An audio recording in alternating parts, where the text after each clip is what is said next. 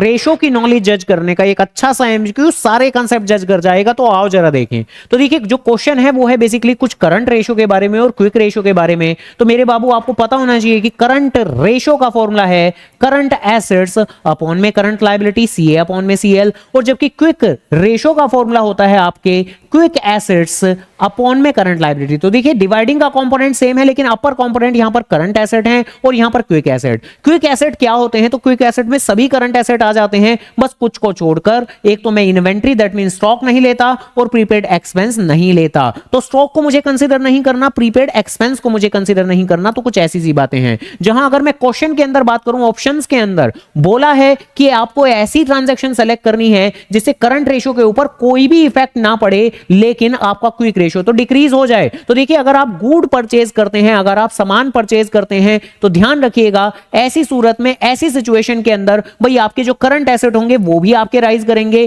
Current liability भी rise करेगी, तो आपके करंट रेशो पर कोई इंपैक्ट नहीं आने वाला। जबकि जबकि जबकि अगर आप गुड्स उधार में परचेज करते हैं तो ऐसे में आपके क्विक एसेट नहीं राइज होंगे, क्योंकि स्टॉक तो उसका हिस्सा है नहीं। तो ऑब्वियसली मेरे क्विक एसेट्स आपके ज्यों के त्यों रहेंगे, उन पर कोई इंपैक्ट नहीं पड़ेगा, कोई फर्क नहीं पड़ेगा। बट आपने उधार में परचेज किए हैं तो ऑब्वियसली करंट लायबिलिटी मेरी जरूर राइज हो जाएगी। नीचे का कंपोनेंट जब कहीं भी बढ़ता है तो ओवरऑल रेशो की वैल्यू जो होती है वो वक्त दर वक्त आपकी कम होती चली जाती है, ध्यान रखिएगा। तो ये जो सबसे पहला ऑप्शन है यही हमारा आंसर के तौर पर बन जाता है। तो ऐसी और एमसीक्यू जानने के लिए वीडियो को लाइक और चैनल को जरूर सब्सक्राइब